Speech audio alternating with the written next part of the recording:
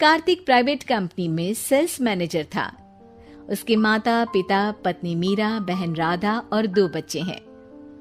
एक दिन मीरा कहती है, कार्तिक, बच्चों के स्कूल में एनुअल फंक्शन के लिए 2000 जमा करने पड़ेंगे। अरे अभी कुछ दिन पहले ही तो 10,000 जमा किए थे ना। हाँ, वो तो फीस और प्रोजेक्ट के पैसे जमा किए थे। अभी तो अगले महीने एडमिशन फीस और किताबों के पैसे भी जमा करवाने पड़ेंगे। 40 से 50 हजार का खर्चा है। मीरा, इतनी तो सैलरी भी नहीं है मेरी, ऐसे कैसे काम चलेगा? तो मैं क्या करूं? बच्चे को सरकारी स्कूल में डाल दूं? मीरा, तुम जानती हो ना, मैं मुश्किल से 35 से 40 हजार ही कमा पाता हूँ। इस घर के खर्चे दिन ब दिन बढ़ते जा रहे हैं, थोड़ा कंट्रोल करो ना। क्या खाना और कपड़े पहनना भी बंद कर दूं? मैं ऐसा नहीं कह रहा हूँ मीरा। तुम जानती हो राधा का भी पोस्ट ग्रेजुएशन पूरा होने वाला है। घर के खर्चों के साथ उसकी शादी की जिम्मेदारी भी उठानी है। मेरे बच्चों की पढ़ाई से ज्यादा इम्पोर्टेंट राधा की शादी है, तो करो जो मन में आए। मैं बोझ लगती हूँ तो मैं बच्चों के साथ अपने मायके चली जाती हूँ। तुम्हारी सारी मुसीबतें ही खत्म हो जाएगी। मीरा, मुझसे बहस मत करो।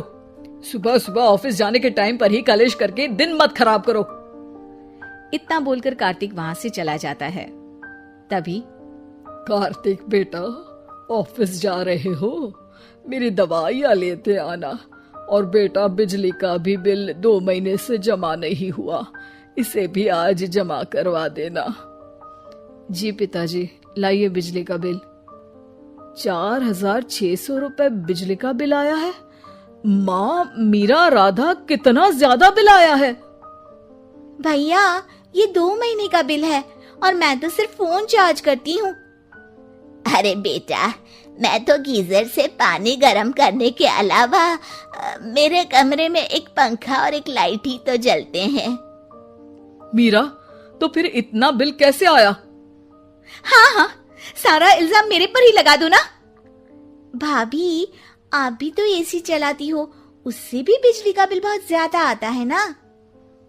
एसी मेरे मायके से आई है और वो भी अब सबकी आंखों में खटकने लगी है।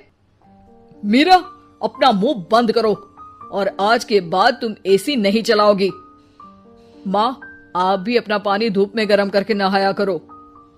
कार्तिक ये कहकर घर से ऑफिस के लिए निकल गया। घर से कुछ आगे जाते ही उसकी गाड़ी पंचर हो गई।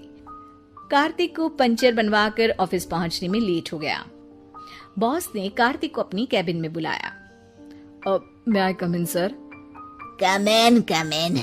बहुत लेट हो तुम। सॉरी सर, कुछ प्रॉब्लम्स की वजह से लेट हो गया। मुझे कुछ नहीं सुनना। तुम्हारा टारगेट कंप्लीट हुआ? नो सर, अभी बाकी है। क्यों? सर, मार्केट में बहुत रिसेशन चल रहा है, बिजनेस कहीं से मिल नहीं पा रहा। मैं अपनी तरफ से पूरी कोशिश कर रहा हूँ सर। मुझे तुम्हारी कोशिश नहीं चाहिए, मुझे बिजनेस चाहिए। अगर तुमसे नहीं हो पा रहा है तो तुम रिजाइन कर सकते हो। नहीं सर, मुझे इस नौकरी की बहुत जरूरत है। मैं अपनी फैमिली का सिंगल अर्निंग पर्सन हूँ। मेरी जॉब चली गई तो मेरी फैमिली प्रॉब्लम में आ जाएगी सर। इसका ख्याल तुम्हें रखना चाहिए।